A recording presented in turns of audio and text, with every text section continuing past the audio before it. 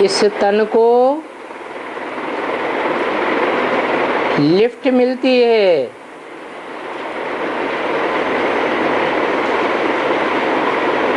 तन देने की अथवा किराया देने की।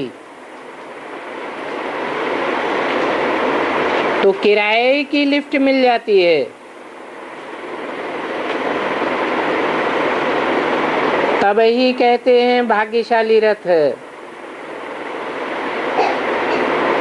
बाकी भागीरथ ने कोई पानी की गंगा नहीं लाई,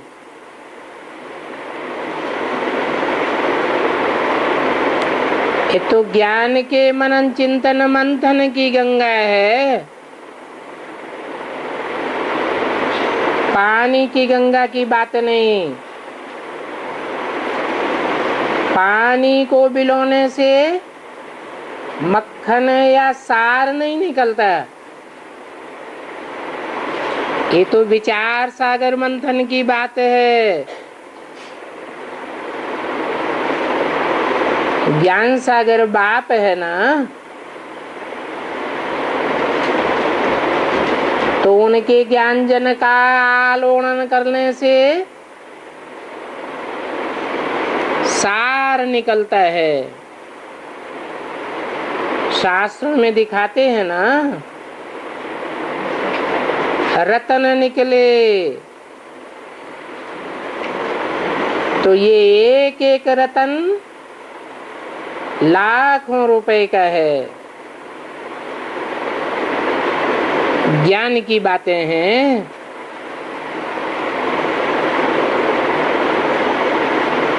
पानी के गंगा की बात नहीं है,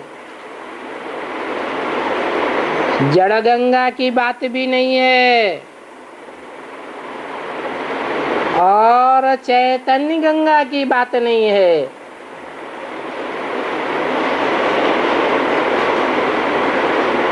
चैतन्य गंगाएं निकलती तो हैं, मंथन शरीर में कहाँ चलता है, मन कहाँ होता है शरीर में। दिखाते हैं सर से गंगा निकली, तो ये मंथन की बात है। बाकी चैतन्य गंगाएं हो या जड़ गंगाएं हो,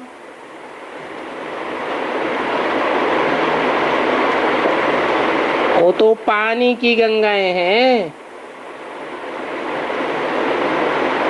क्योंकि नई नई बातें तो कुछ निकलती नहीं है। जैसे शास्त्रों में शास्त्रों की ही पुरानी बातें सुनाते हैं ना,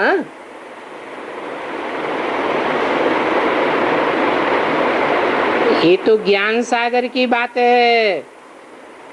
जिस तन में प्रवेश करते हैं उस तनधारी आत्मा को लिफ्ट मिल जाती है मनन चिंतन मंथन करने की,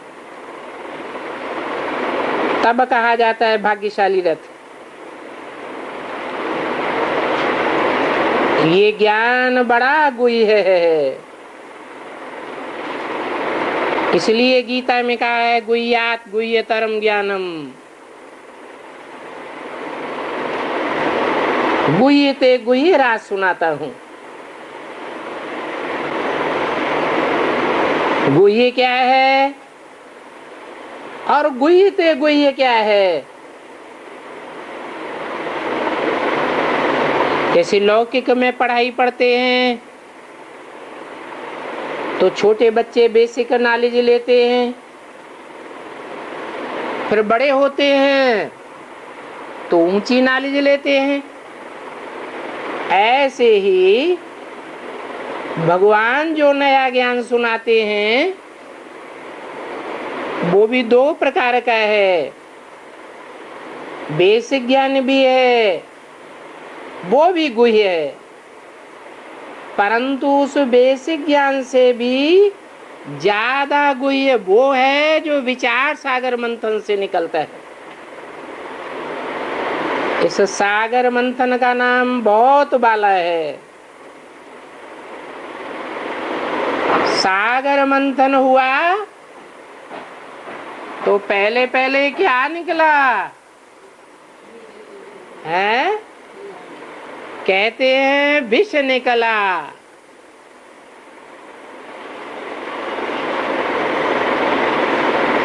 जो भी पुराने पुराने धर्म गुरु आचार्य होते हैं,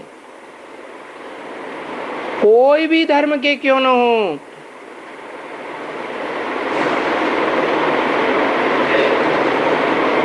जब पुराने धर्म को खंडन करने वाला कोई नया धर्म पिता आता है, तो जो पुराने पुराने पंडित पादरी धर्मगुरु उसको सपोर्ट करते हैं या अपोजिशन करते हैं? अपोजिशन करते हैं। उनको सहन नहीं होता है। ऐसे ही ये बेसिक ज्ञान और मनन चिंतन मंथन से निकले हुए एडवांस ज्ञान के बारे में होता है।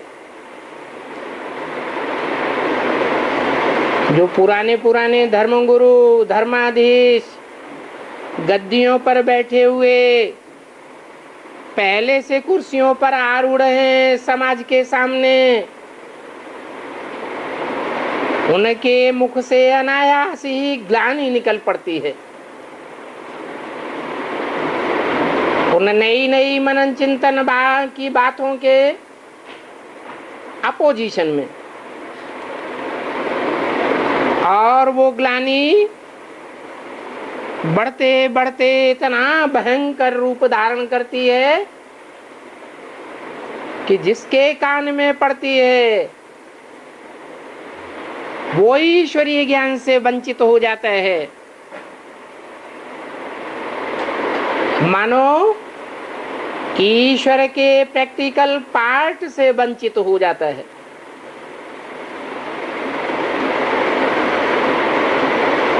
भगवान बाप से वंचित होगी आत्मा तो मरी हुई है या जीवित है? बाप का बच्चा ही न रहा।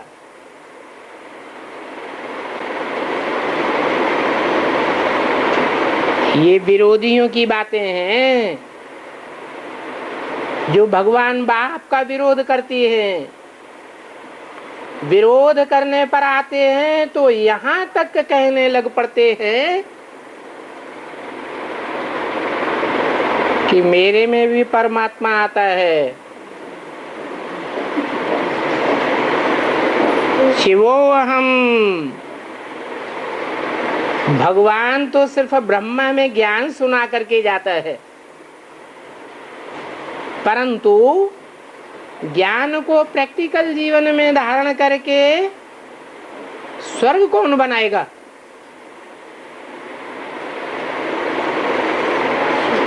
ब्रह्मा तो चला जाता है, अब स्वर्ग बनाने वाला कौन है? तो कहते हैं स्वर्ग बनाने वाले हम हैं। मनुष्य कैसे स्वर्ग बनावेगा? इतने बड़े बड़े ग्रेट फादर्स आए, इब्राहिम, बुद्ध, क्राइस्ट, क्या उन्होंने पैराडाइज बनाया इस दुनिया को कि दुनिया और ही नीचे गिरती चली गई? प्रेम, सौहार्द, सहानुभूति, सब जो भी देवताई गुण हैं वो नीचे ही गिरते चले गए। मनुष्य को देवता बना ही नहीं सकता। गैन भी है, कीर्तन करते हैं तो क्या गाते हैं? पतित पावन सीताराम। पतितों को पावन बनाने वाला सीताराम, अर्थात एक ही भगवान बाप है जो नर को नारायण और नारी को लक्ष्मी, अथवा नर को राम और नारी को सीता बनाता है। बाकी दुनिया में कोई भी मनुष्य मात्र नहीं जो पतितों को पावन बना सके। लकब भले ले लेते हैं श्री श्री 108, अर्थात दुनिया की जो भी श्रेष्ठ 108 आत्माएं हैं, उन 108 आत्माओं के ऊपर सदगुरु हम हैं। टाइटल धराना अलग बात है और उस टाइटल को प्रैक्टिकल जीवन में ला करके संसार के सामने सफल कर देना अलग बात है।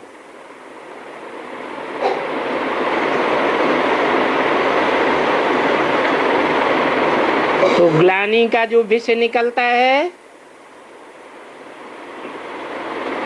वो सारे संसार की आत्माओं को प्रभावित करता है। कोई को कम प्रभावित करता है, कोई को जास्ती प्रभावित करता है। यहां तक कि लंबे समय के पुरुषार्थ के बाद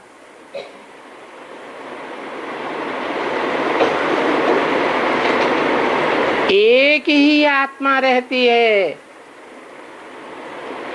जो संपूर्ण निश्चय बुद्धि बनकर के रहती है। बाकी तो जैसे लक्ष्मण को मूर्छा आई, मर नहीं गया, लेकिन माया सबको बेहोश कर देती है। ऐसी ग्लानि का डोज दिया जाता है न मनुष्य गुरुओं के द्वारा। इसलिए बाप कहते हैं ये ज्ञान बड़ा गुह्य है। शास्त्रों में तो लिख दिया है कलयुग 40,000 वर्ष का है। शास्त्रों में जो भक्ति मार्ग में लिखा गया है वो लिखने वाले कौन थे? मनुष्य गुरुओं ने ही लिखा होगा। जिन मनुष्य गुरुओं ने संसार के सामने ये पहल की कि हम ही भगवान के रूप हैं, हम ही स्वर्ग बनाने वाले हैं, हमारे सिवाय इस दुनिया में कोई भी साकार में स्वर्ग नहीं बना सकता। ऐसे ऐसे गुरु लोगों की सारी जीवन बीतने के बाद भी उन्हें पता चलता है कि ये दुनिया तो नरक बनती जा रही है।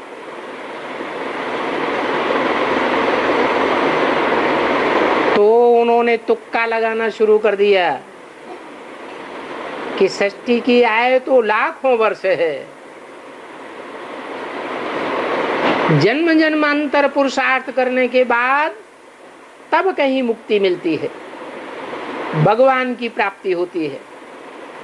एक जन्म में भगवान की प्राप्ति नहीं हो सकती।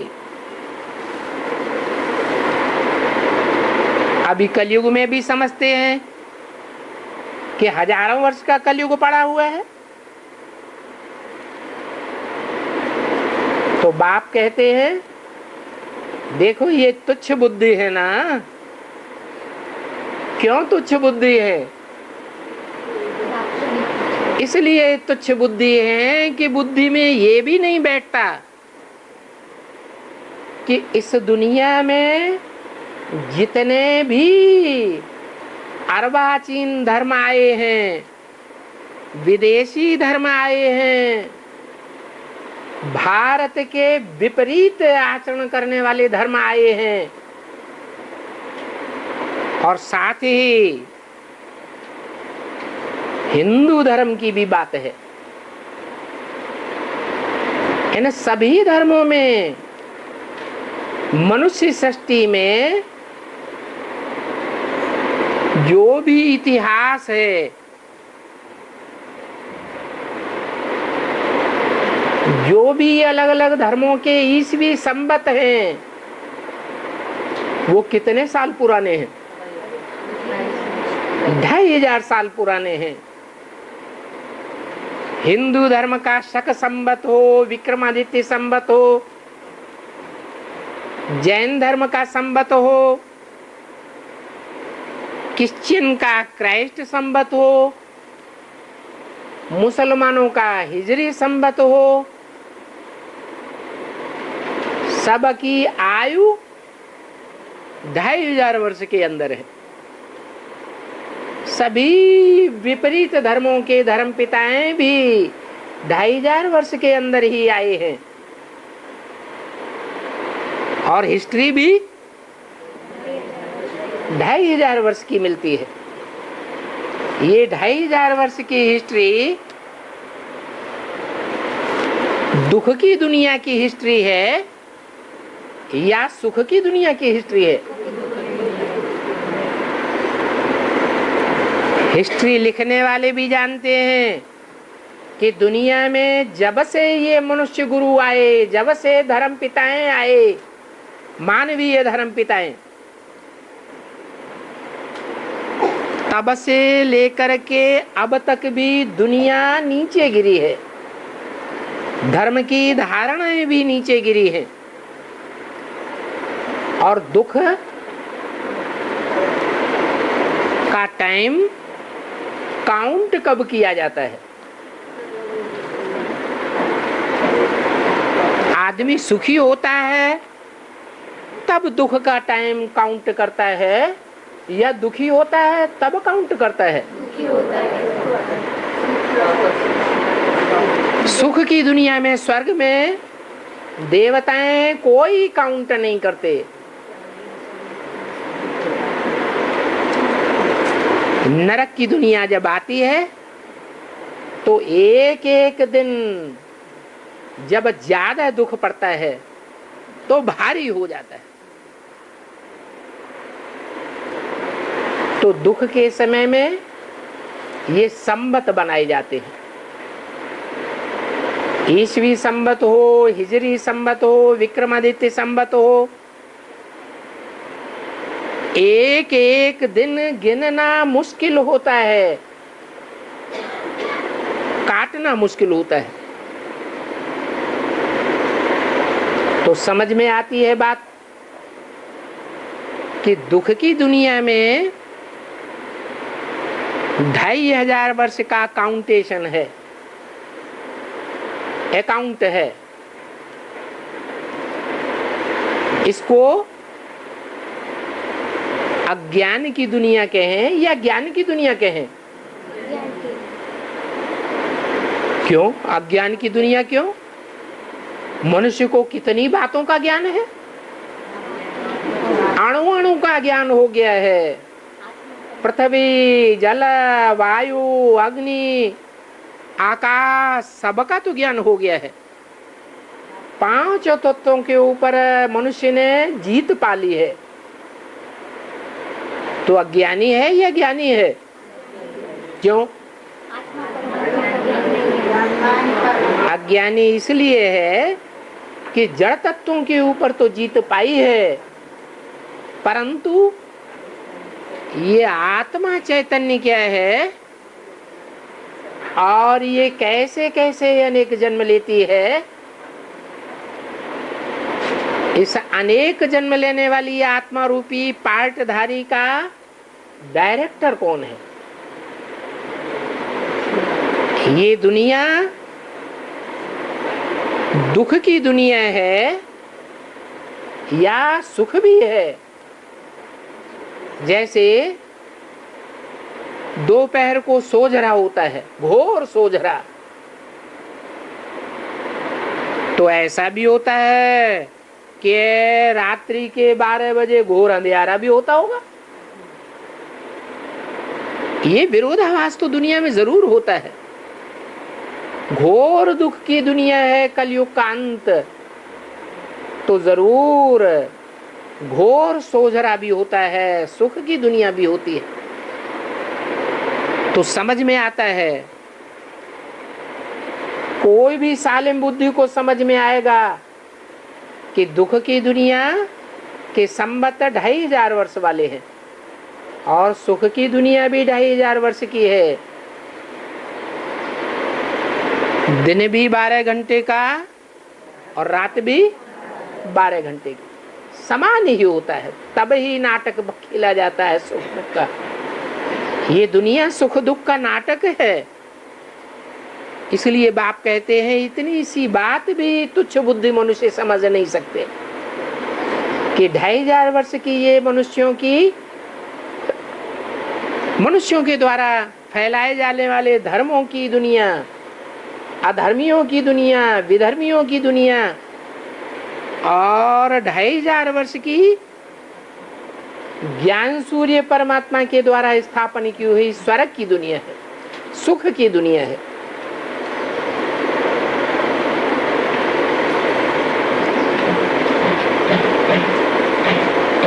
अब बाप कहते हैं ये तो है ही रावण राज्य। क्यों? कैसे रावण राज्य? रावण कहा ही जाता है रुलाने को, रुलाने वाले का नाम रावण।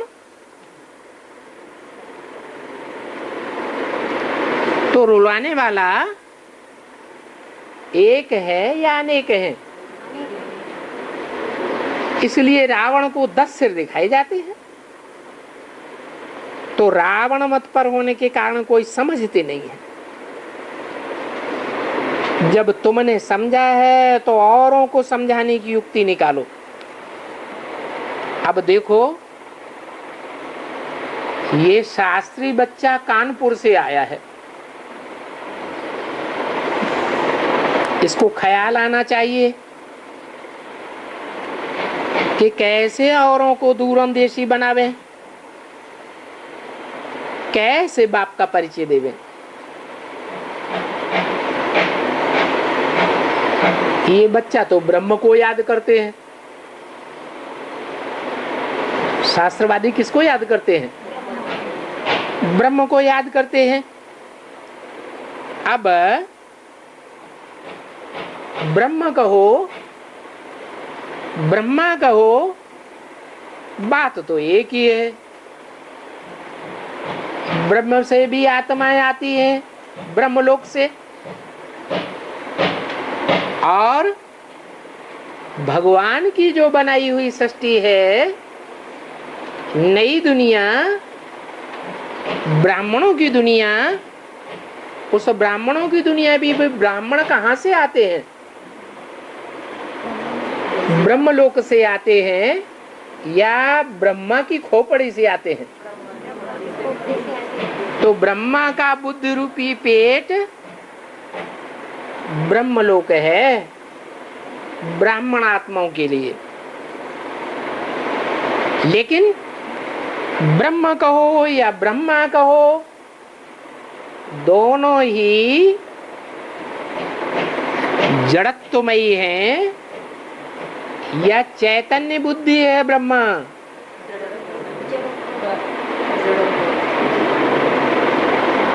मम्मा की बुद्धि फिर भी चलती थी, एक एक ज्ञान के पॉइंट को उठाती थी और विस्तार में जाती थी। लेकिन ब्रह्मा के मुख से शिव ने जो बोल दिया बस उतना ही रट लिया, याद कर लिया। उसके अलावा ब्रह्मा की बुद्धि कभी चलती नहीं थी।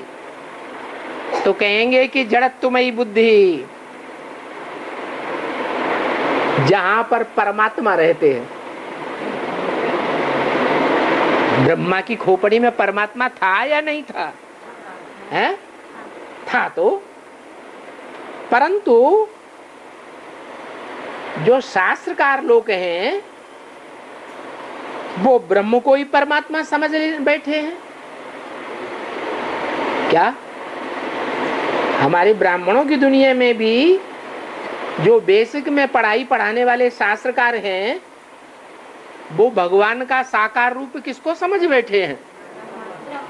ब्रह्मा को समझ बैठे हैं। सोचना तो चाहिए, ब्रह्मा की पूजा क्यों नहीं होती? ब्रह्मा की मूर्तियां क्यों नहीं बनती? ब्रह्मा के मंदिर क्यों नहीं बनते? विष्णु के तो बनते हैं, विष्णु की पूजा होती है, शंकर की पूजा होती है। त्रिमूर्ति में 2 देवताओं की पूजा होती है और ब्रह्मा की पूजा नहीं होती, मंदिर नहीं बनते, मूर्तियां नहीं बनती। कारण क्या है? अरे पूजा का कनेक्शन पवित्रता से है। पवित्र की पूजा होती है या अपवित्र की पूजा होती है? पवित्र की पूजा होती है, पवित्रता की पूजा होती है। ब्रह्मा की पूजा नहीं होती, क्योंकि ब्रह्मा तो दाढ़ी मूछ वाला दिखाया हुआ है। ऐसे तो चित्रों में शंकर को भी दाढ़ी मूछ वाला दिखाया हुआ है। दिखाते हैं या नहीं दिखाते हैं? दिखाते हैं, परंतु शंकर को दाढ़ी मूछ वाला भी दिखाया है तो क्लीन शेप वाले भी दिखाया है। इससे साबित होता है कि शास्त्रों में भक्तों ने, कृष्ण की भक्ति करने वालों ने जो कृष्ण का नाम श्याम सुंदर रख दिया है, वो श्याम और सुंदर ब्रह्मा की बात है या शंकर की बात है? क्यों? क्योंकि शंकर को दाढ़ी मूछ वाला भी दिखाते हैं और शंकर को क्लीन शेव देवता भी दिखाते हैं। अर्थात शंकर के नाम रूप से कोई ब्राह्मण है जो पहले अपवित्र होता है और बाद में पवित्र बन जाता है। तो कृष्ण की बात नहीं है। ये श्याम सुंदर नाम कृष्ण का रांग रख दिया है।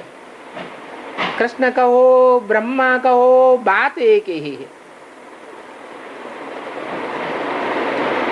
तो बेसिक में जो गुरु लोग बैठे हुए हैं अधूरी नॉलेज लेने वाले, वो क्या समझते हैं कि ब्रह्मा इस जन्म में काला है और अगले जन्म में गोरा बनेगा, इसलिए श्याम सुंदर नाम कहते हैं। परंतु श्याम सुंदर एक शरीरधारी का नाम है या 2 शरीरधारियों के नाम है? शास्त्रों में जो गायन है वो एक शरीरधारी का नाम है या 2 शरीरधारी है? एक शरीरधारी है। ऐसे नहीं एक कलयुग का शरीरधारी और एक सतयुग का शरीरधारी, दोनों को मिला करके एक नाम रख दिया हो? नहीं। हाँ, ये कह सकते हैं कि ब्रह्मा वाली आत्मा ही जब अधूरा पुरुषार्थी होती है, पुरुषार्थ करते करते बीच में ही शरीर छूट जाता है, तो अधूरे चंद्रमा के रूप में शंकर के मस्तिष्क में विराजमान होता है। जो यादगार दिखाते हैं शंकर के माथे पर चंद्रमा, बाकी ऐसे नहीं है कि सिर्फ कृष्ण उर्फ ब्रह्मा की यादगार है। नहीं, यादगार जो बनती है वो साकार शरीरधारी की बनती है या सूक्ष्म शरीरधारी की बनती है? साकार शरीरधारी की बनती है। तो वो शास्त्रकार लोग ब्रह्मा अथवा ब्रह्मा को ही भगवान समझ बैठे हैं। जैसे हिंदू कोई धर्म नहीं है, क्या कोई धर्म नहीं है हिंदू। धर्म का नाम धर्म पिता के आधार पर होता है। उन्होंने हिंदुस्तान के आधार पर हिंदू नाम रख दिया। अब ऐसा तो कोई देश होता नहीं कि देश के नाम पर धर्म का नाम पड़ जाए। हिंदू का नाम ही जो दिया है उसका अर्थ ही है हिंद माने हिंसा, दू माने दुईते दूर करना। हिंदू माने हिंसा को दूर करने वाले। ये हिंदू नाम जो रखा है भक्ति मार्ग में, इसकी शूटिंग करने वाले भी तो कोई होंगे ड्रामा में। ये 5000 वर्ष का ड्रामा है, इसमें 2500 वर्ष में ये हिंदू नाम चलता है। इस हिंदू नाम रखने वालों की शूटिंग करने वाले ब्राह्मणों की दुनिया में कौन हो सकते हैं? जो समझते हैं हम हिंसा को दूर करने वाले हैं, और ये जो शंकर पार्टी है और शंकर जी है, ये हिंसा को बढ़ाने वाले हैं। क्या हम पवित्रता की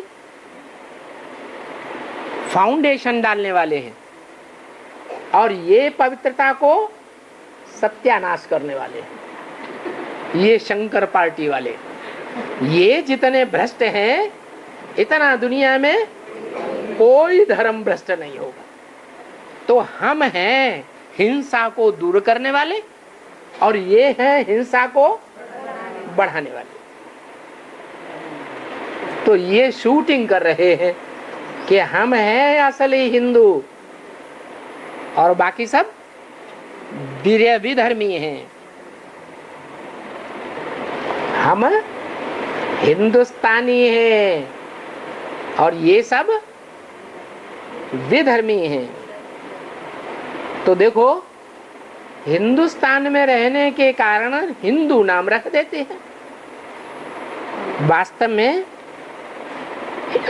हिंदुस्तान तो रहने का स्थान है। हिंदुस्तान क्या है? हिंदू स्थान, दो शब्द हैं, हिंदू स्थान। तो हम जहां रहते हैं माउंट आबू में, वो हिंदुओं का स्थान है और बाकी सारी दुनिया सब विधर्मी और विदेशियों की है। तो समझ लिया है कि ब्रह्म तत्व भी परमात्मा के रहने का स्थान है। परमपिता परमात्मा कहाँ रहते हैं? ब्रह्मा अर्थात ब्रह्मा में रहते हैं। ब्रह्मा ही परमात्मा का साकार रूप है। अब ये मनुष्य समझते नहीं है तो कहेंगे ये अल्प बुद्धि है। क्या नहीं समझते हैं? यही बात नहीं समझते हैं कि अगर परमात्मा है तो परम कार्य करेगा, या जैसे सभी धर्म पिताओं ने आकर के ढपली बजाई और ढपली बजा के गाल बजा के चले गए, दुनिया नीचे गिरती गई, ऐसे ही भगवान भी करेगा क्या? भगवान क्या करके जाता है? भगवान तो जो दुनिया के लोग नहीं करते, दुनिया के धर्म पिताएं नहीं करते, कोई भी मनुष्य मात्र महात्मा नहीं कर पाता, वो कार्य परमात्मा आकर के करते हैं। क्या कार्य करते हैं? नरक को स्वर्ग बना करके जाते हैं, पतितों को पावन बना करके जाते हैं। ये काम मनुष्य नहीं कर सकता। ऐसे नहीं कि भगवान ब्रह्मा तन में आकर के ज्ञान सुना के चला जाता है, उसका काम पूरा हो गया। फिर तो जैसे धर्म पिताएं आते हैं, अपना अपना ज्ञान सुनाते हैं और फिर चले जाते हैं, दुनिया नीचे ही गिरती रहती है। तो भगवान में और मनुष्य में अंतर क्या हुआ? कुछ अंतर हुआ? अंतर तो कुछ भी नहीं हुआ। अंतर यही है कि भगवान बाप आते हैं तो नरक को स्वर्ग बनाते हैं, पतितों को पावन बनाते हैं, और मनुष्य देवताओं को भी क्या बना देता है? पतित बना देता है, राक्षस बना देता है। भगवान के कार्य में और मनुष्यों के कार्य में बड़ा भारी डिफरेंस है, रात दिन का अंतर है। तो देखो, ये सब ज्ञान की बातें हैं। दुनियावी बातों को तो सब जानते हैं। ये ब्रह्मा खुद जवाहरी था तो जानता था ना। बाकी ज्ञान की बातों में ये अल्प बुद्धि थे। क्या बोला मुरली में? दुनियावी बातें ब्रह्मा को सब पता है, लेकिन ज्ञान की बातों में अल्प बुद्धि थे, कुछ नहीं जानते थे। फिर बाप ही आए पहचान देते हैं। पहचान थी ब्रह्मा को? है? बाप ही आए पहचान देते हैं। कब पहचान देते हैं?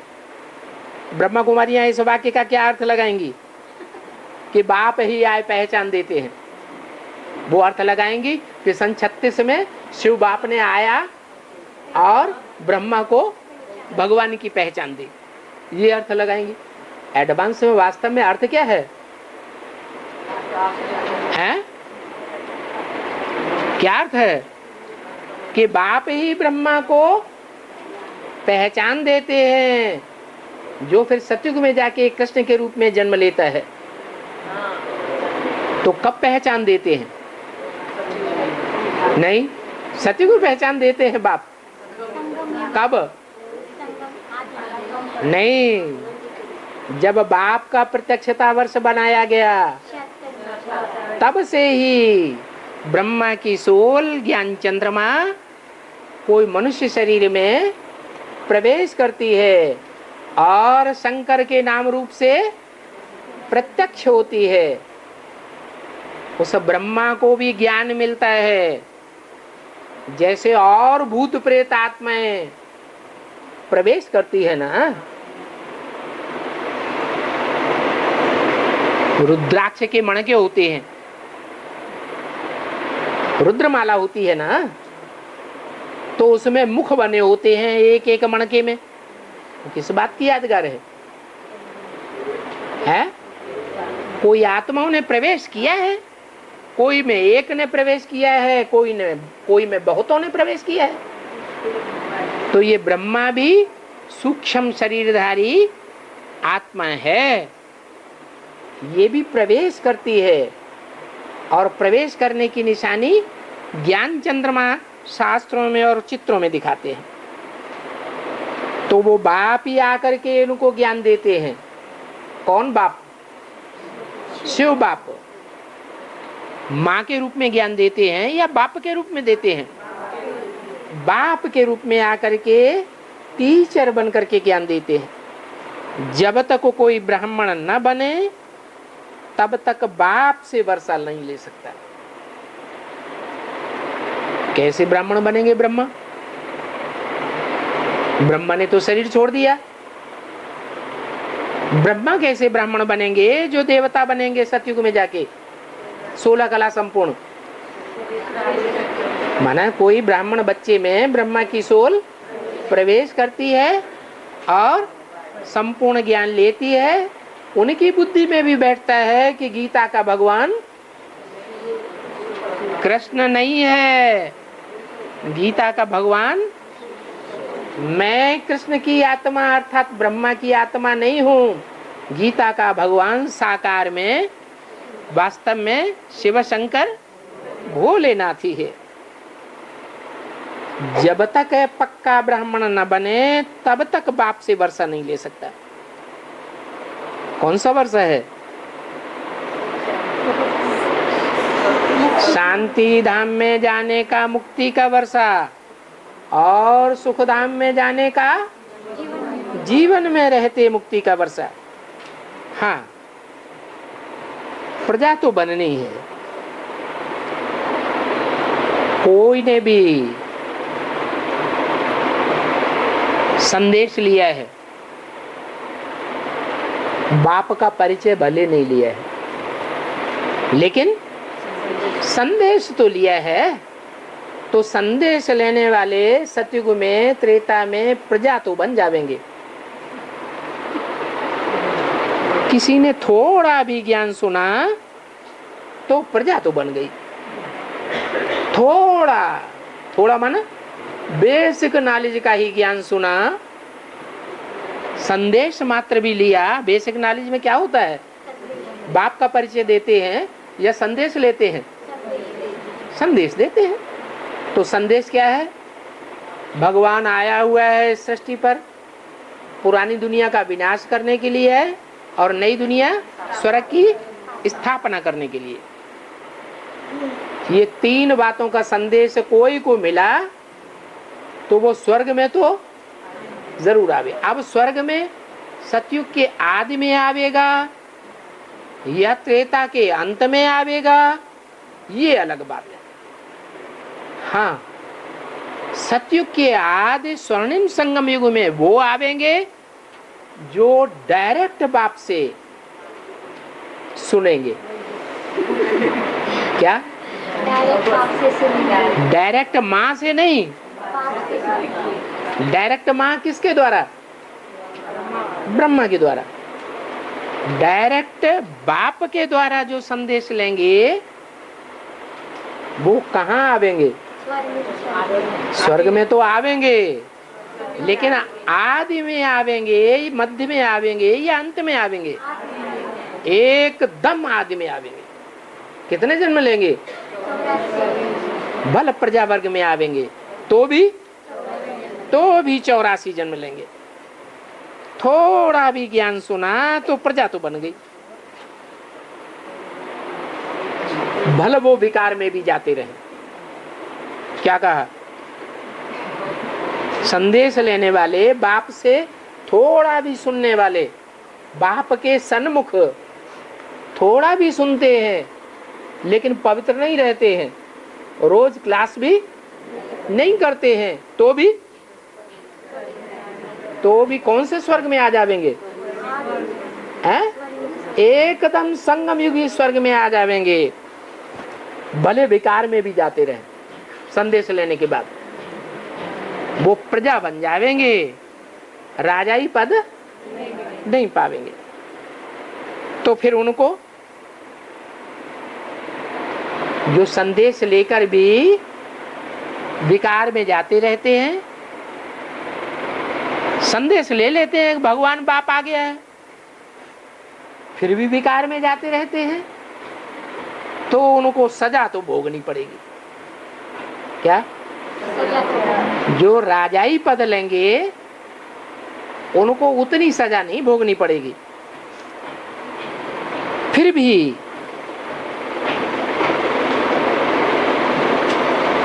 एकदम पिछाड़ी में आवेंगे। संगम युग के, स्वर्णिम संगम युग के स्वर्ग में तो आवेंगे, लेकिन कब आवेंगे? हैं? एकदम पिछाड़ी में आवेंगे। क्या मतलब हुआ? जब तक सारे संसार में अखबारों से, टीवी से, रेडियो से, इंटरनेट से पूरी बाप की प्रत्यक्षता न हो, तब तक उनकी बुद्धि में बैठेगा नहीं। इसलिए वो अंत में आवेंगे, प्रजा में बल विकार में जाते रहेंगे, साधारण प्रजा में आ जाएंगे। तो अभी तो सबका मौत है, कब्र दाखिल होना ही है, सबका मौत है।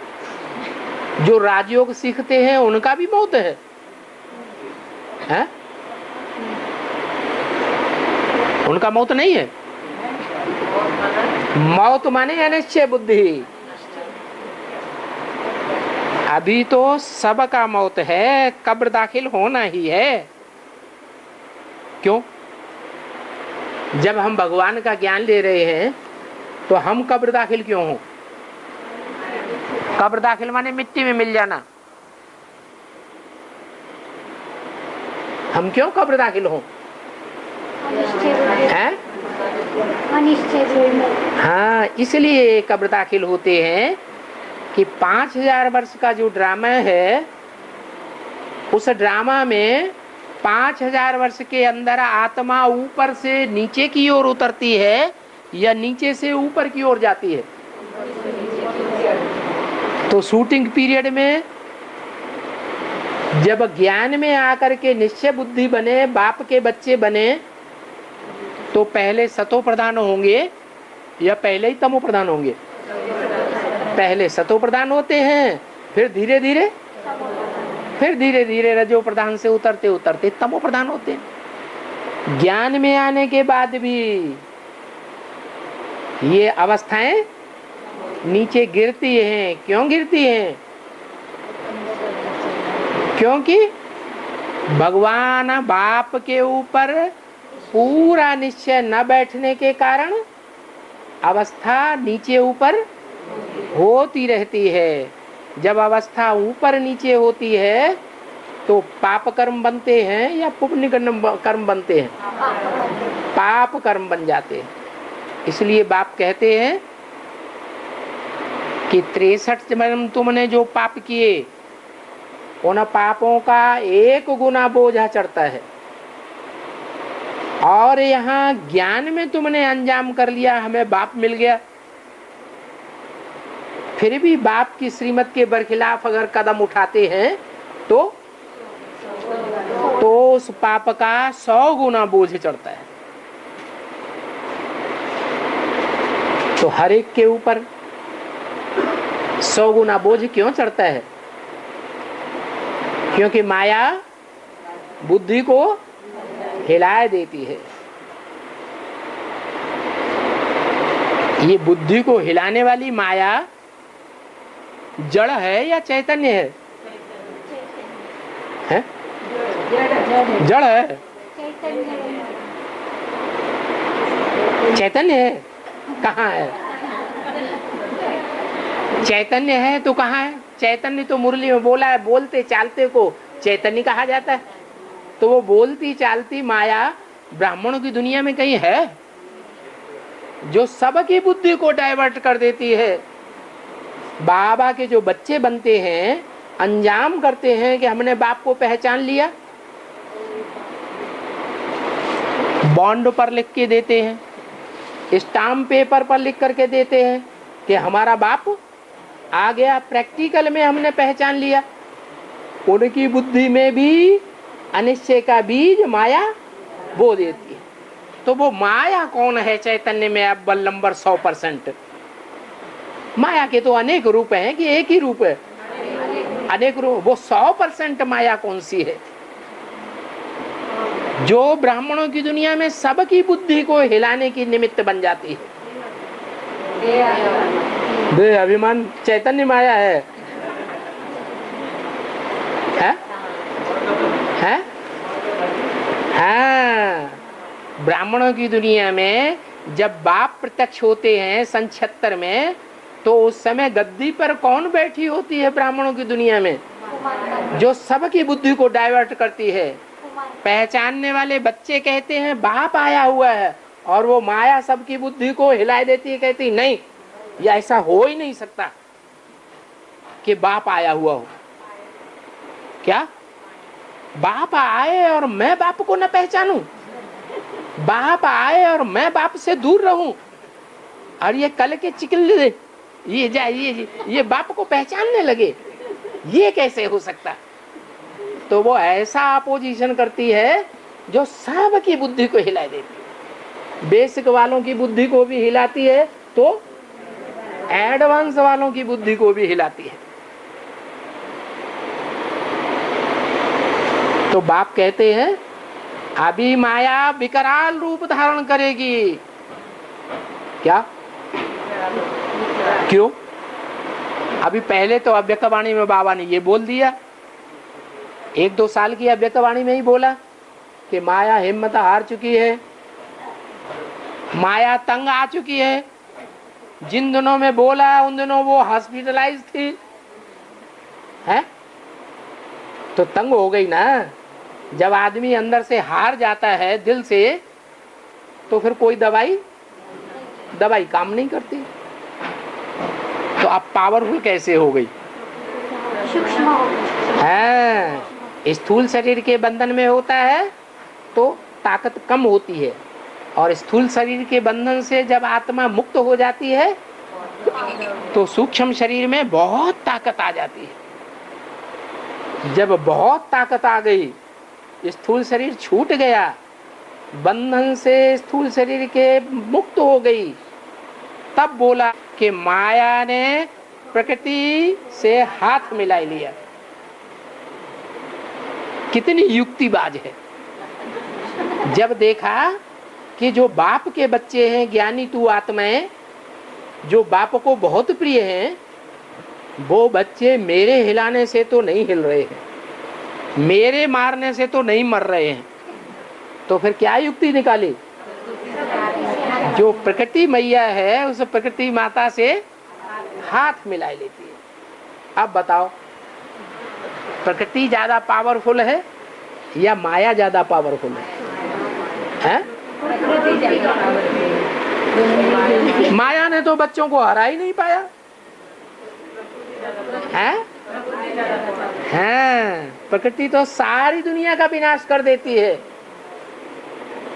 पृथ्वी, जल, वायु, अग्नि, आकाश सब तामसी बन जाते हैं। माया तो हमारा कुछ नहीं बिगाड़ सकी। तो देखो माया में क्या सिफ्त है जो उसने इतनी बुद्धि की तीव्रता को पाए रखा है। जो बुद्धि की तीव्रता प्रकृति में भी नहीं है, भले पावरफुल है। कोई ऐसे भी होते हैं दुनिया में, शरीर से तो बड़े हट्टे कट्टे पहलवान होते हैं, लेकिन बुद्धि से डल होते हैं। तो ऐसे ही प्रकृति है तो बड़ी पावरफुल। प्रकृति को कौन रचता है? प्रकृति पति कौन है?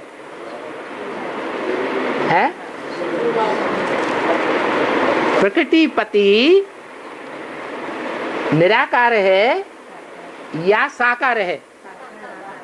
प्रकृति साकार है या निराकार है? प्रकृति भी साकार है और प्रकृति पति भी साकार है। ऐसे नहीं कि शिव प्रकृति पति बनता है। शिव तो सिर्फ बिंदु बिंदु आत्माओं का बाप है, या दूसरे ही संबंध भी बनते हैं? वो तो सिर्फ बिंदु बिंदु आत्माओं का बाप है। वो जब शरीरधारी में प्रवेश करता है तो अनेक प्रकार के संबंध बन, उनमें पति का भी संबंध है। तो प्रकृति पति जिसे कहा जाता है वो कौन हुआ? जिसमें प्रवेश करता है उसके द्वारा शिव बाबा प्रकृति पति बनने का पार्ट बजाता है। तो माया देखती है कि प्रकृति मैं हाथ मिला लूंगी तो प्रकृति पति से अपोजिशन में आ जाएगी। प्रकृति पति से अगर अपोजिशन में आ जाएगी तो मेरा काम बन जाएगा। क्या काम बन जाएगा? मैं सब बच्चों को मार दूंगी, अनिश्चय बुद्धि बना दूंगी। तो क्या ऐसा हो सकता है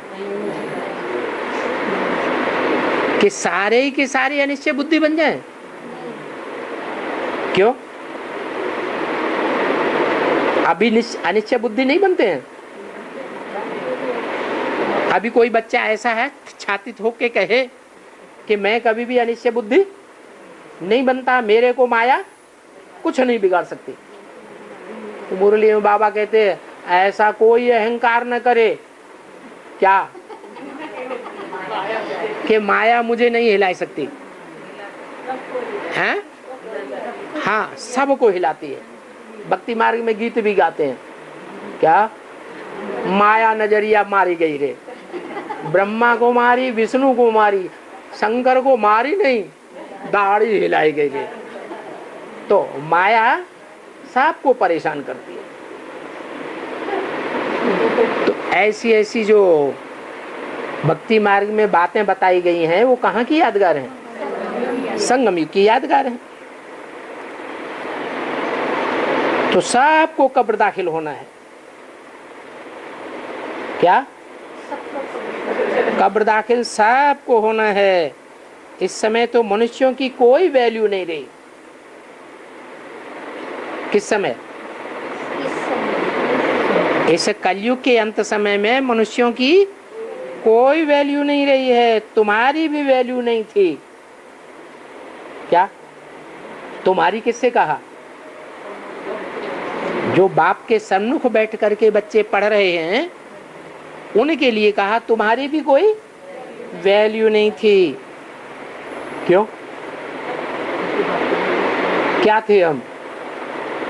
कहते तुम भी बंदर थे, अब तुम वैल्यूबल बन रहे हो। पहले चंचल बुद्धि थी। बंदर क्या होता है? कभी चंचल बुद्धि, चंचल आंख होती है ना। तो पहले तुम्हारी भी आंख स्थिरियम नहीं थी। योगी की निशानी क्या है? आंख स्थिरियम हो जाएगी। तो पहले तुम भी बंदर बुद्धि थे, सारी दुनिया बंदर बुद्धि थी, ये भी बंदर बुद्धि था। कौन? ब्रह्मा। बंदर बुद्धि था कि अभी भी है? क्यों है? हाँ, ये है तो वाणी 65 की। हाँ, लेकिन अभी तो उसका क्लैरिफिकेशन आ रहा है ना, तो अर्थ बदल जाता है। तो पहले भी ये बंदर बुद्धि था, तुम भी बंदर बुद्धि थे, तुम अब बंदर बुद्धि नहीं हो, तुम्हारे में चेंज आया है। और ये पहले भी बंदर बुद्धि था और अब अभी भी बंदर बुद्धि। कैसे?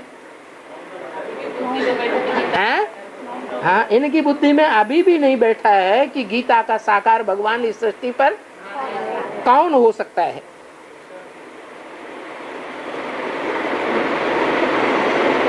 बाकी जब विनाश होगा तो सभी मच्छरों मुआफिक मरेंगे। जैसे दिवाली पर मच्छर कितने मरते हैं, तो सबको मरना तो है ही। काहे से? काहे से मरेंगे? हैं? देह अभिमान से। इस दुनिया में ऐसा कोई नहीं रहेगा जो देह अभिमान से मरे नहीं। सबको मरना पड़ेगा। सबको मरना तो है ही, क्योंकि सबको वापस जाना है। मच्छरों का मिसाल क्यों देते हैं? मच्छरों मुआफिक मरेंगे। है? अरे भैंसा मुआफिक मर जाएं, हाथी मुआफिक मर जाएं, घोड़े मुआफिक मर जाएं, ऐसे क्यों नहीं कहा? मच्छरों मुआफिक क्यों कहा है? हाँ, जैसे दुनिया में बहुत से जीव जंतु होते हैं, मनुष्य को तंग करते हैं। तो जैसे और मनुष्य जीव जंतु होते हैं, उनको मारना उतना सहज नहीं होता है, लेकिन मच्छरों को मारना बड़ा सहज है। बैठा और धप से मारा, सोचते भी नहीं, अरे इसमें भी आत्मा है, इसको मारेंगे तो इसको भी दुख तो होगा। सोचते हैं कोई नहीं, धक से मार देते हैं। तो जैसे मच्छरों की कोई वैल्यू नहीं है, ऐसे तुम्हारी भी कोई विनाश के समय वैल्यू नहीं रहेगी। सबको वापस जाना। सतयुग में ये नहीं कहते कि मरा है। सतयुग में मरता है ही नहीं कोई। कोई मरता है? और इस दुनिया में सब मरते हैं। सतयुग में क्यों नहीं मरते? क्योंकि वहां अकाले मौत नहीं होती है, वहां स्वेच्छा से सब शरीर छोड़ते हैं। जैसे कपड़े उतारे जाते हैं ऐसे शरीर रूपी वस्त्र अपनी स्वेच्छा से उतारते हैं, इसलिए वहां मरना नहीं कहा जा सकता, क्योंकि वहां अकाली मौत नहीं होती है। हैं? क्या? हाँ हाँ हाँ जी हाँ जी हाँ जी, ठीक है। ओम शांति।